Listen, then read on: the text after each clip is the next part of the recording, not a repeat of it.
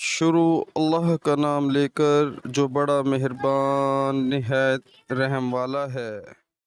نبی کریم صلی اللہ علیہ وآلہ وسلم رفع حاجت کے لیے گئے تو آپ صلی اللہ علیہ وآلہ وسلم نے مجھے فرمایا کہ میں 3 پتھر تلاش کر کے آپ کے پاس لاؤں، لیکن مجھے 2 پتھر ملے، تیسرا ڈھونڈا مگر مل نہ سکا، تو میں نے خشک گوبر اٹھا لیا، اس کو لے کر آپ صلی اللہ علیہ وآلہ وسلم کے پاس آ گیا۔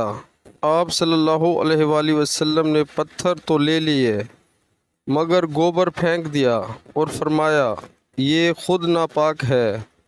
اور یہ حدیث ابراہیم بن یوسف نے اپنے باپ سے بیان کی، انہوں نے ابو اسحاق سے سنا، ان سے عبد الرحمن نے بیان کیا۔